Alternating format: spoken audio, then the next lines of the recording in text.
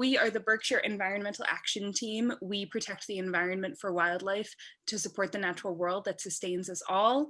We do a whole variety of things, education and outreach. I'm watching. You're welcome to join me if you want.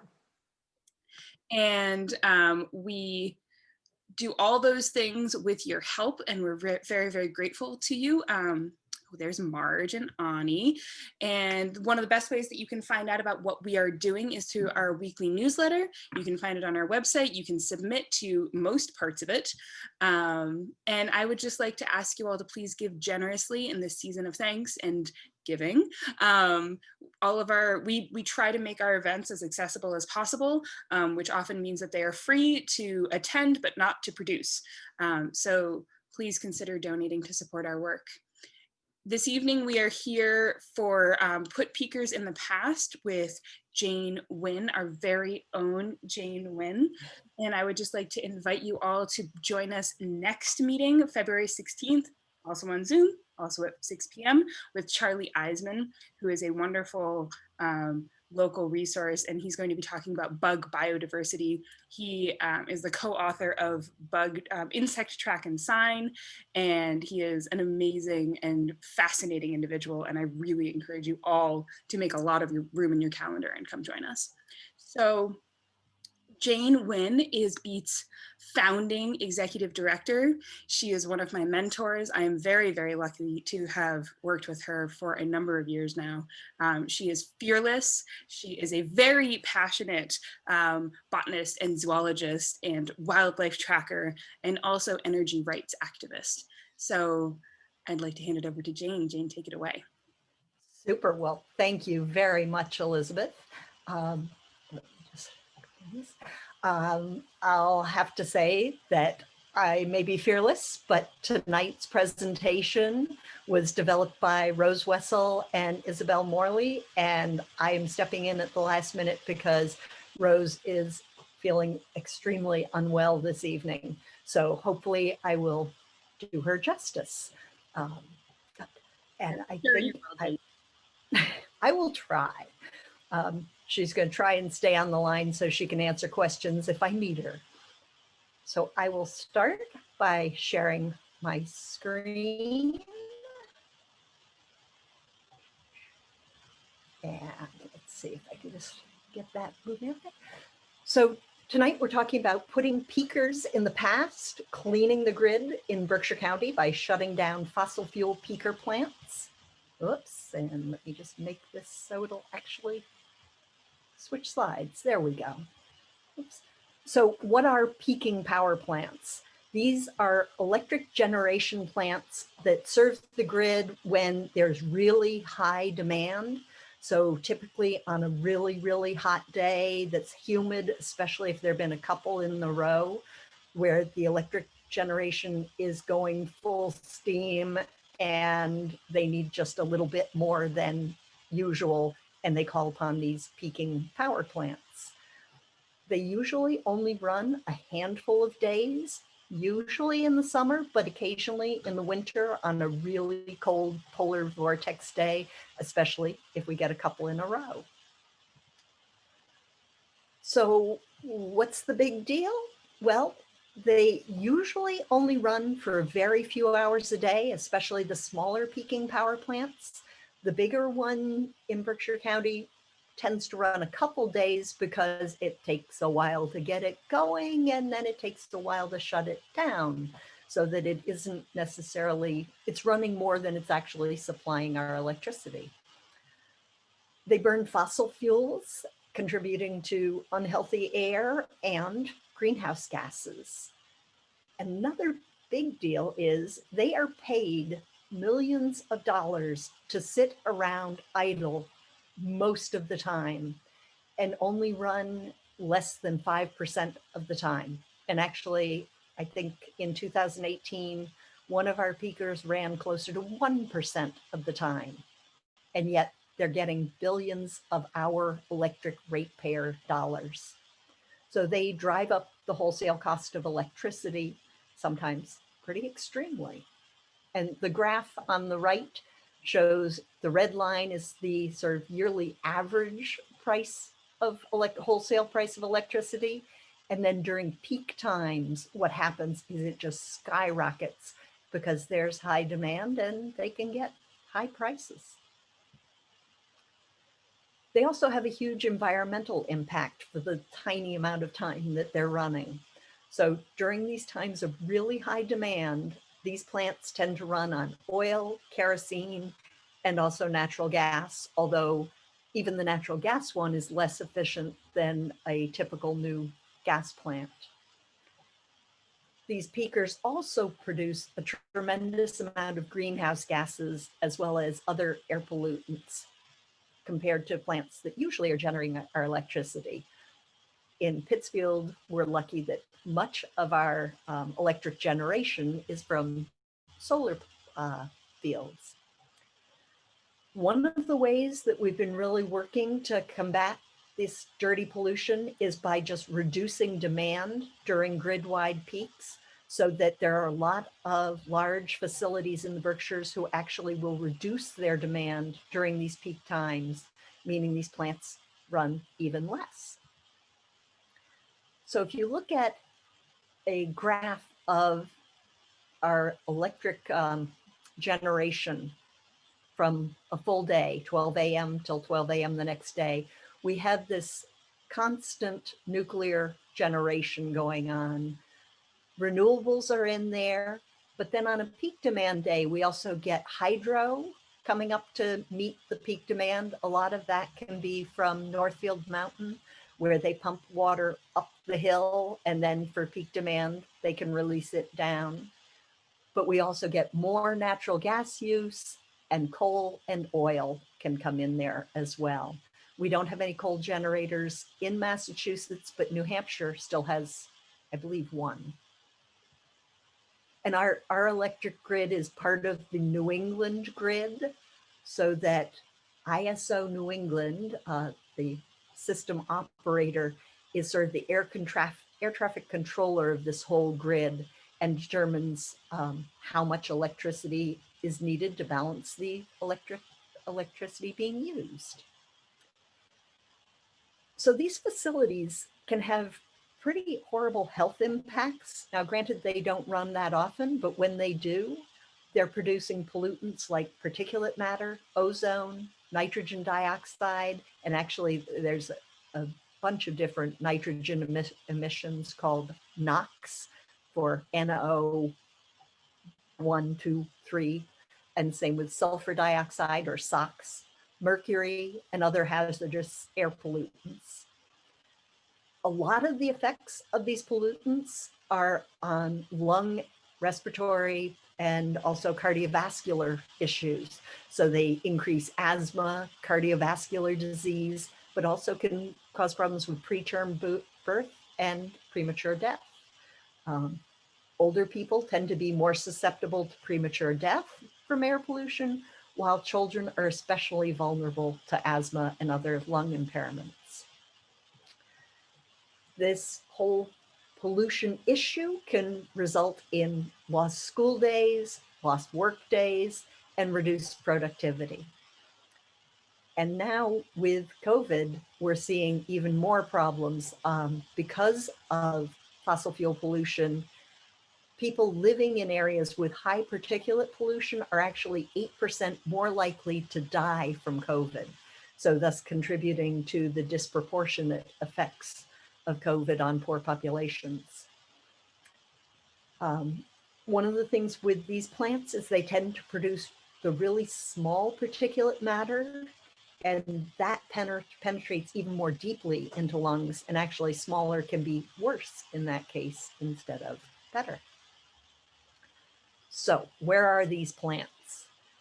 We have 3 peaking power plants in Berkshire County. 2 of them are in Pittsfield. Up on Merrill Road, we have Pittsfield Generating.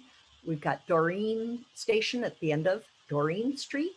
And down in Lee, we have Woodland down on Woodland Road in Lee. And these circles are showing a half mile, a mile, and 3-mile radius around each of these plants. So starting with Pittsfield Generating, This plant is the big 3 stacks out on Merrill Road.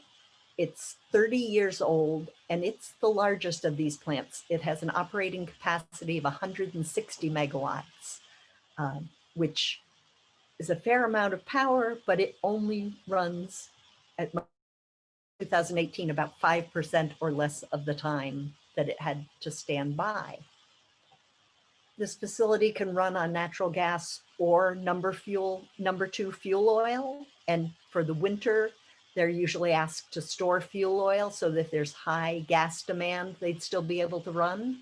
But they also got caught saying that they were running on the more expensive fuel when they were actually running on the cheaper fuel, trying to take advantage of that stored fuel on site bonus. This plant may only run 5% of the time that it could, but in 2018, it accounted for 15% of the city of Pittsfield's entire stationary emissions. So for the amount of time it runs, it has a huge impact. In fact, it usually is one of our largest, if not our largest, greenhouse gas emissions in Berkshire County. The other is specialty minerals up in Adams. In addition to greenhouse gases, it also produces over 10 tons of nitrogen emissions, NOx, at least in 2018. And one of the things that worries me is it draws its water for its steam from about the same level below ground as GE used to inject some of its toxic waste. I, in the past, have gone specifically looking at the permit to see if there was PCBs found in this water, and there wasn't. But the waste that GE was injecting back in those days didn't tend to be PCB waste. They were free to dump that in our river. So there's other waste that we have not really been checking to see if it could be being emitted. And this year, this plant is up for renewal of its air quality permit. Pittsfield Generating is located right near the Allendale Elementary School. In fact, between Pittsfield Generating and Allendale School, there's 2 toxic waste dumps. Both the PCB waste dumps are right next to this facility. And within its 1 mile and 3 mile radius is a lot of the outer Morningside neighborhood, as well as Allendale. And it's, let's see, just over, I think it's, oh, I'm sorry, this is a 1/2 mile radius and 1 mile radius. Yes, yes, that's correct. Sorry. So it's 1 mile from the Doreen plant. And the Doreen plant is 51 years old. It's only 21 megawatts. It runs on kerosene, basically jet fuel. We did check and know it is not a leaded fuel, but it is still a really dirty fuel to be running on. The greenhouse gas emissions, even though this only ran about 1% of the time in 2018, it emitted over 500 metric tons of carbon dioxide equivalents.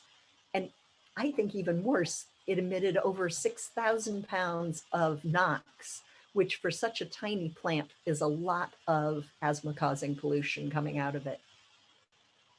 In a 3 mile radius, the percentage of people of color are 15%, which is for our area pretty high, 37% low income, although it's near 2 of the more wealthy elementary schools, Williams and Egremont.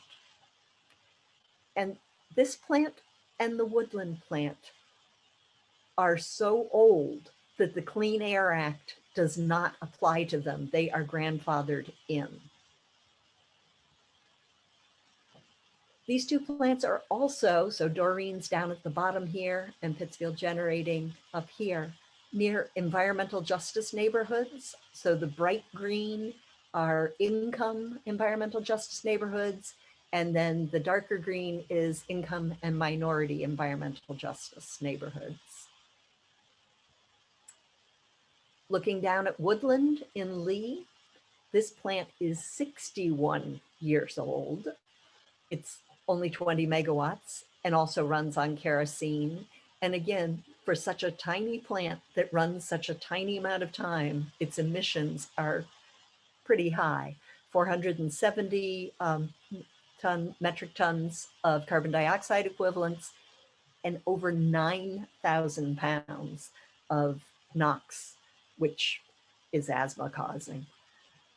Again, I'd like to take questions at the end or as you go. I forgot to ask a question. Why don't you go ahead and throw them at me now? Al Blake is wondering when the 2018 stats are expected to be updated. Good question. Isabel would be able to answer better than I. I think during this year, we should be able to get the 2019. These mostly are federal stats so that they come out on a more regular basis. I'm finding Massachusetts stats are getting longer and longer delays. And again, this is another plant that is so old that the Clean Air Act doesn't apply. So they will not be having to ever renew permits. So we would like to stand up for residents' right to breathe clean air. And we're inviting you all to join us and figure out how we're going to do this together.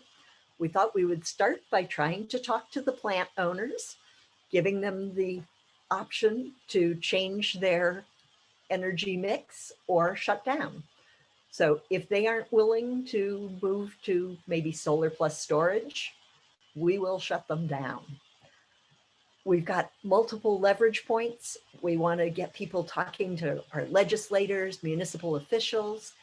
Also for Pittsburgh Generating, they're going to have to go through the Massachusetts Department of Environmental Protection, or DEP, air quality permit renewal.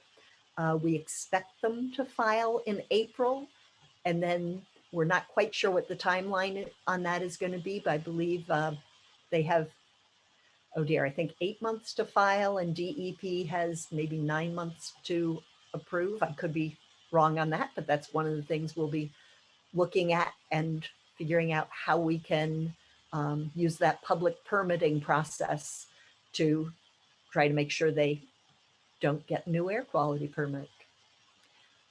We're also working with many groups on trying to get ISO New England, the air traffic controller of the grid, to be more responsive. They have all sorts of different people attacking them from different ways. They don't really take into account the various states' clean energy plans. They keep basically supporting these large fossil fuel plants over things like clean solar energy. So there's a lot of pressure beginning to be applied to ISO New England. And we want to advocate for alternatives. We're already working on a lot of demand response, both with businesses and individuals. But the big thing is we want to create a large community of opposition to these plants and build this movement together. We've already started. Rose has been doing an amazing job of outreach. So far in our coalition, we have beat No Fracked Gas in Mass, the Berkshire branch of the NAACP, the Environmental Justice Committee, 350 Mass Berkshire Node, Berkshire Women's Action Group, Community Action Works, which is actually a New England-wide organization, Extinction Rebellion of the Berkshires, Indivisible Pittsfield, and MassPerg students have all already joined the coalition. But if you're associated with an organization that isn't on here yet, we would love to have you join. And you can go to the tiny URL/Peaker Plant Coalition to sign on a coalition statement. And we also have a place for individuals to sign a petition against these peaking power plants at tiny URL Peaker Petition. Also have a Google group that's just getting going, Google Groups/G/Berkshire Peakers. And one other thing we'd like to encourage everybody to do, is help shave the peak by signing up for the Shave the Peak app with Green Energy Consumers Alliance.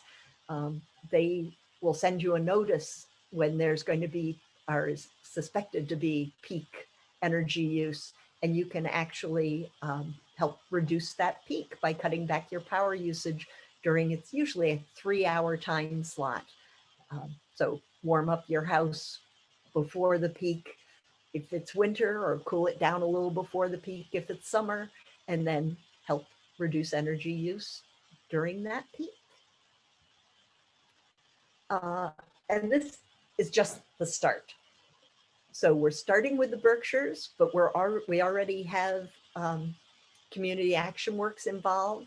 In Massachusetts, there are 23 peakers throughout the state. More than half of those plants are under 25 megawatts and run for only a few hours, so that they could easily be replaced with batteries. Of those 23 plants, over 21 of them are over 30 years old.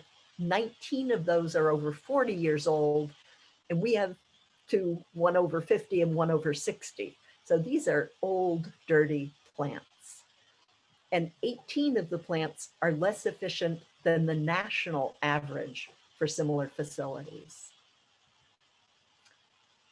So for lots more information, you can check out the information on nofrackedgasinmass.com and just look for the put peakers in the past. And you can also use the tiny URL, put peakers in the past, to get there. So with that, I will stop sharing my screen and take any questions that hopefully I can answer. But if not, I'll call on Rose and see if she can.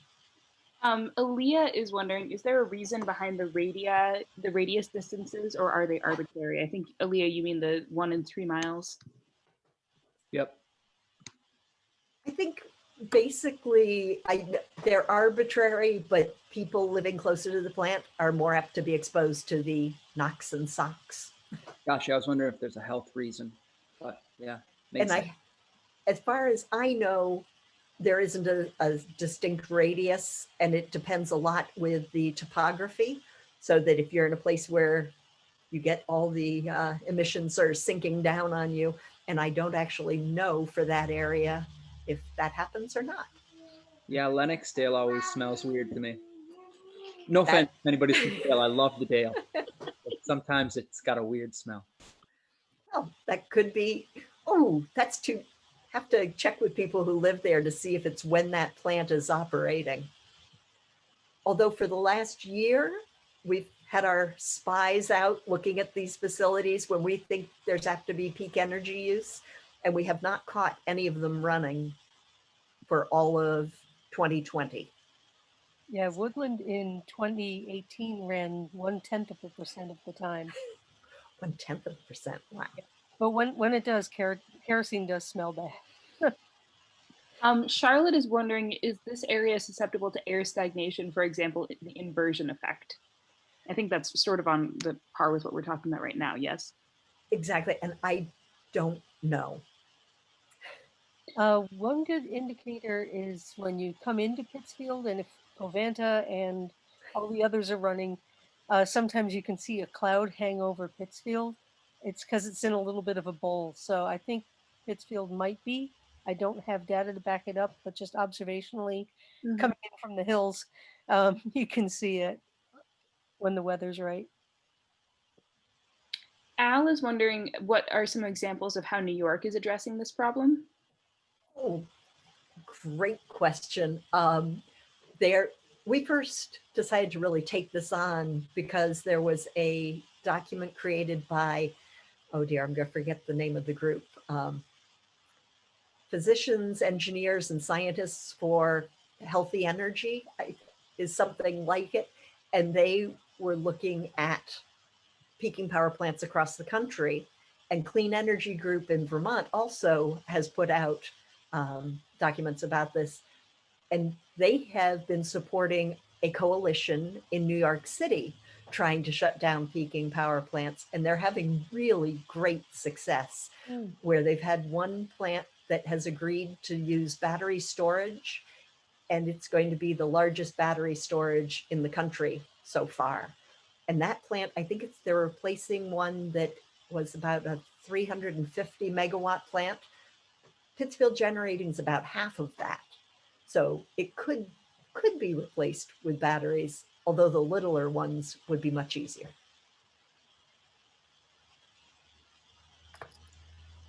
Jake was mentioning that NOx is, well, actually, Jake, would you want to, Jake Loeffner, would you just talk a little bit more about NOx and asthma? Yeah. Hi, everybody. Jake works. Jane, you did a fabulous job sitting in for Rose. Thank you. Thank you. Anyway, so Jane, I don't know if you want to roll back to like one of your slides of like the emissions from Doreen, say. Sounds like a hurricane.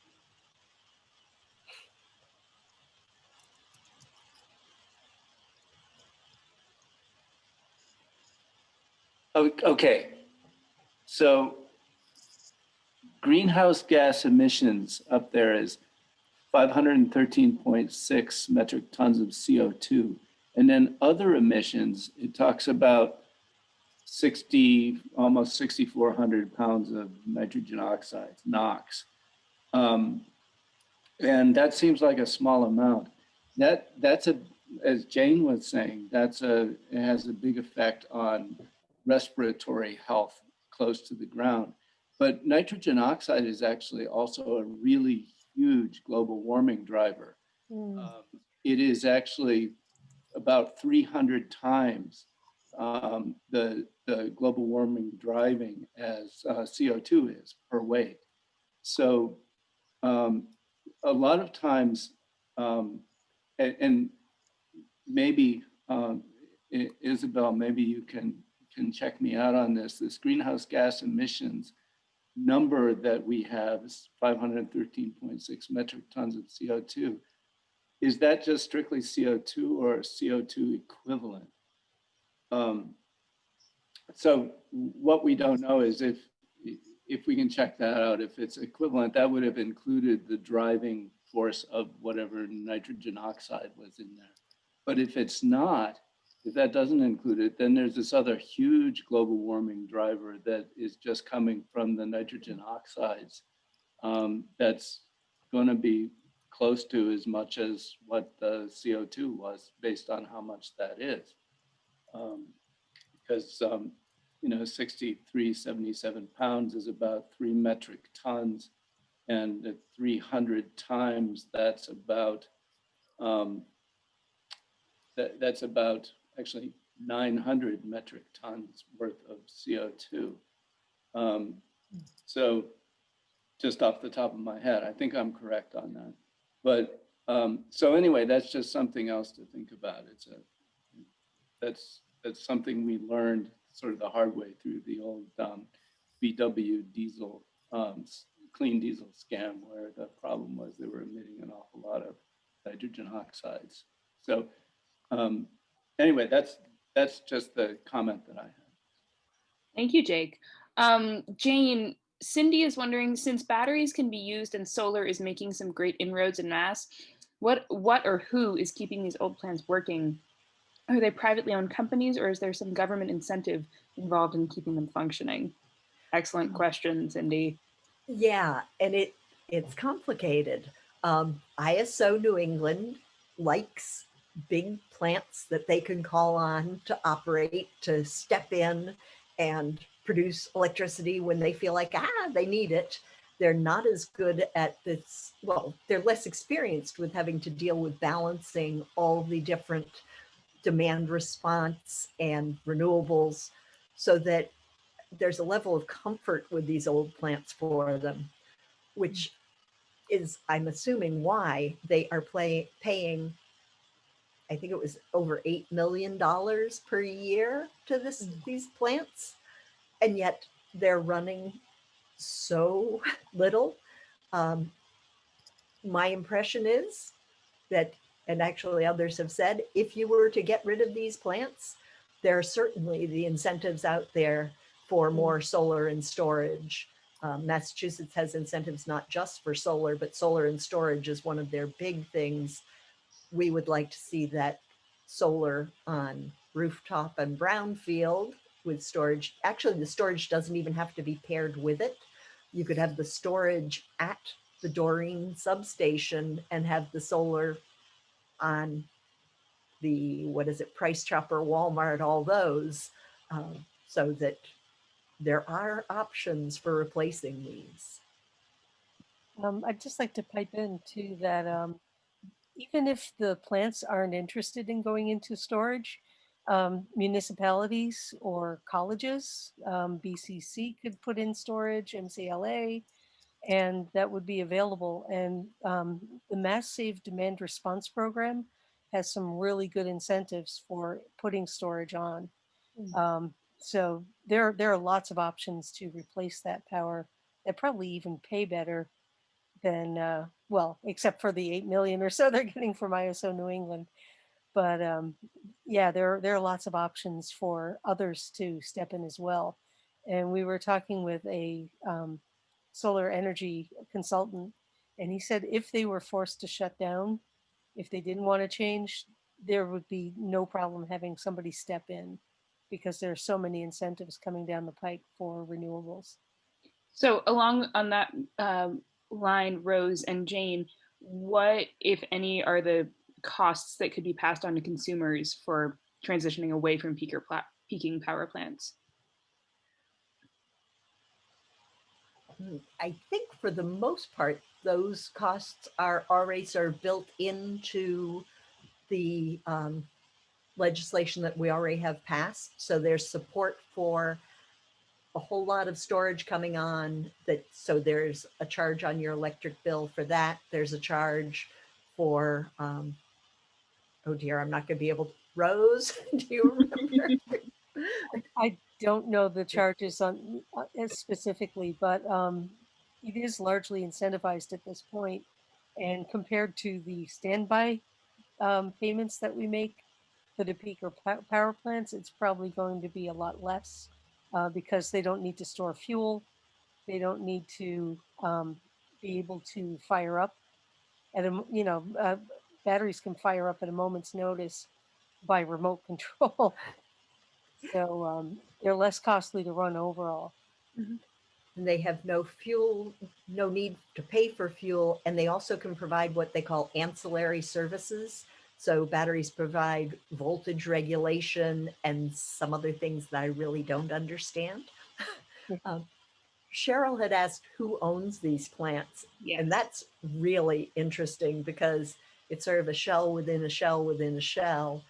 For Pittsburgh Generating, it was Maxim Power that I believe has sold them to Pure Energy that's owned by another company that's owned by, I'm going to forget the name of it, Axo, a Japanese company, corporation in any case. Would you? Let me get that. Great. And the others are owned by NAEA, which I can't remember exactly what that stands for. They're out of Agawam, and they own these little generating plants at electric substations. So Eversource owns the land they're on, and they're just the owner operator of these generating stations. But as far as I can tell, all their other generating stations are hydro.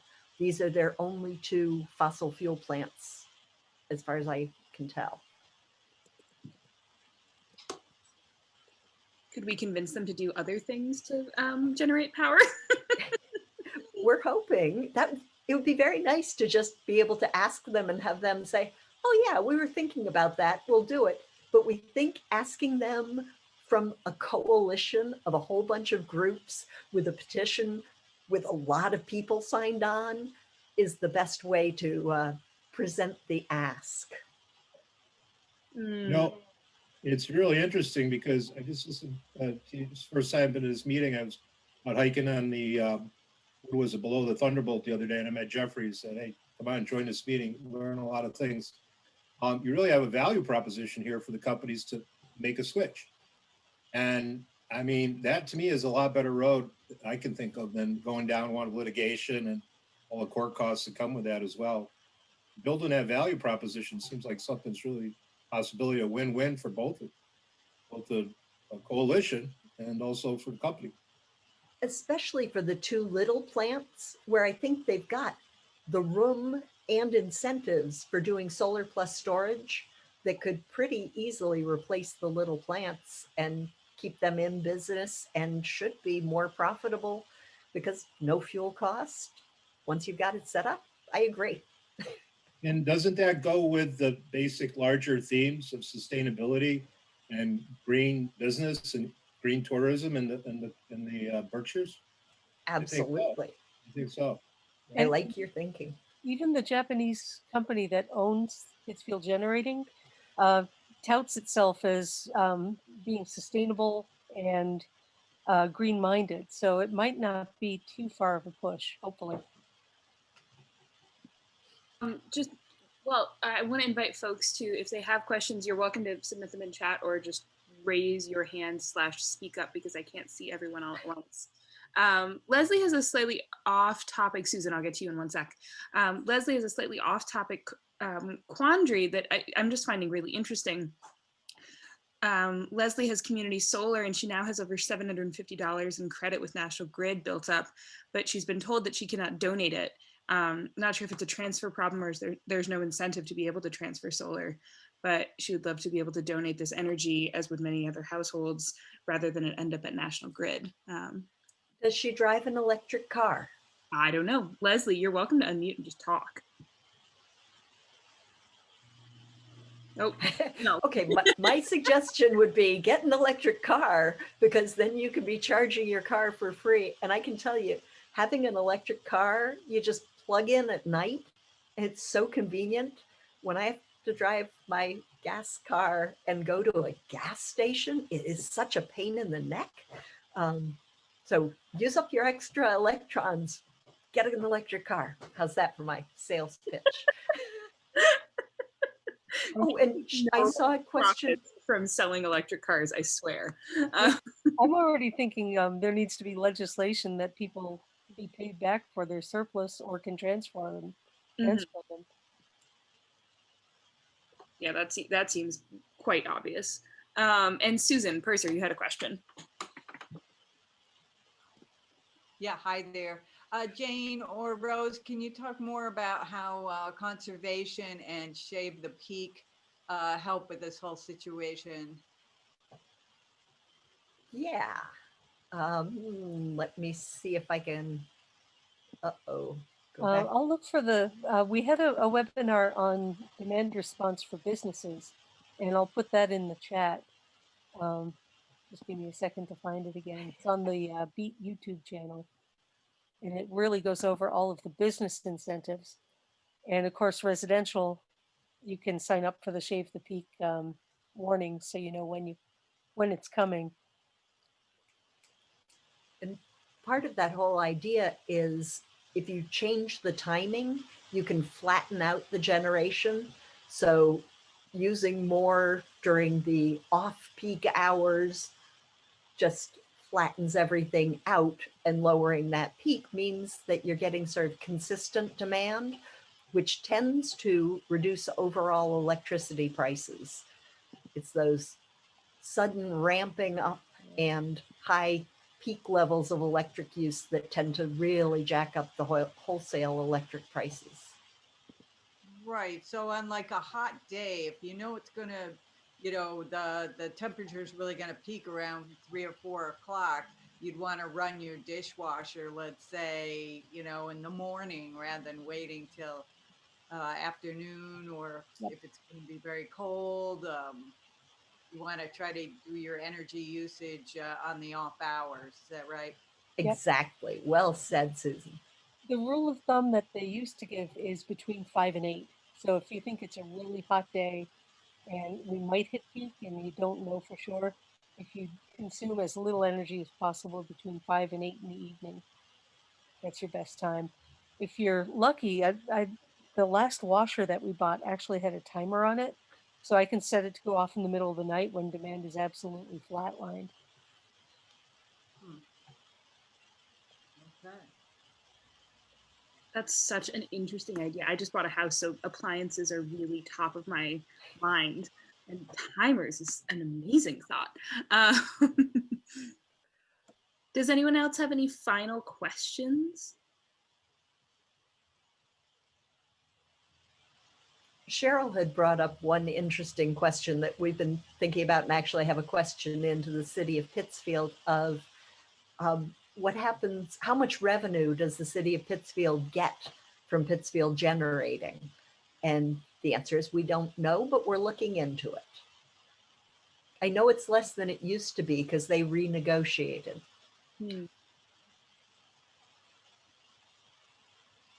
Oh, and actually along those same lines, if you are online, it often shows Pittsfield Generating as being a cogeneration plant, meaning that they send their steam to help other buildings stay warm.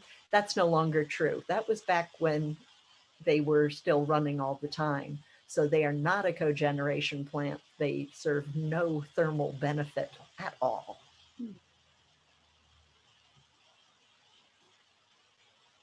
Well, I want to thank everyone. I want to invite any final questions. Anyone else? No. I want to thank everyone for, oh yes, Pamela, go ahead, Pamela. I put it in that list of questions, but the idea. Oh, I missed it, I'm sorry. No, I know, that's why I brought it up. Just don't be sorry. This is fabulous. Batteries have their own issues, and that sometimes holds me back from moving forward, and also the logistics or the lack of research on solar panels. So I feel like we need to demand more research and more revealing of the research that's already been done, so that we're replacing these old techniques with something that doesn't have as many of the, the environmental issues as the current ones do. I mean, you don't want to just lock into a whole other set of terrible things, you know. So I'm just asking if anybody has any clue how to go after that information, or has any. I know Jane's done a lot of research about battery toxicity. Right, and the good thing is there's a ton of research going on right now and money for it, so that there are new products coming out. And the other piece to it is the recycling end. We have to ramp up our recycling a whole lot, but there are already structures in place for recycling batteries. And when you, for example, now, when you replace your car battery, it gets taken back. You generally do not see car batteries in our river cleanups. Occasionally, but it's one of those areas where they already have a system in place for taking back, and we just need to be really on top of it and pushing, well, specifically Mass DEP these days, for ramping up their recycling ability and making sure that we finally get legislations to make producers of these things responsible for the end of life, which then encourages them to make the things such that they can be either recycled, taken apart in different pieces, reused. I think we're hitting a point in the destruction of the world where that is starting to move forward. People are realizing that you can't just keep extracting everything. You're going to have to start reusing. So that, yes, there's a ton of research going on. One of my favorite podcasts is The Energy Gang, which is often talking about the new research that's happening. Lots of very enthusiastic nods about the Energy Gang. They're great. We also heard from somebody from National Grid during the Green Drinks, last year, 2 years ago, back when people saw each other in person. And he mentioned that they take old solar panels now and they go to other countries. So places where the economics are different than ours, they take our old solar panels because they generally produce for about 30 years. And a lot of people replace them after 15 or 20. So they do get a second life as well. And I bet that will pick up more as people look at the changes. There are also developments for new batteries that are much less toxic. And Like- new batteries that are much more energy dense, which Mhm. is getting interesting. It's so much at the start sometimes too, you know, like make a thing that's actually going to last for a while as opposed to. Okay. Thank you. Yeah, Thank you for that wonderful final question, Tanya. Oh, sorry, Jane. I'll be quiet. Well, I want to thank everyone for joining us here tonight. It's such a joy to see everyone, even though it has been almost a year that we have not been in person. But hopefully, maybe come, I don't know, warmer weather in the end of the summer, we could maybe have a very outdoor green drinks. Who knows? I want to thank you all for coming. I want to really encourage you all to put down February 16th on your calendars. Charlie Eisman is a local treasure and really a national treasure because no one is writing about insect track and sign.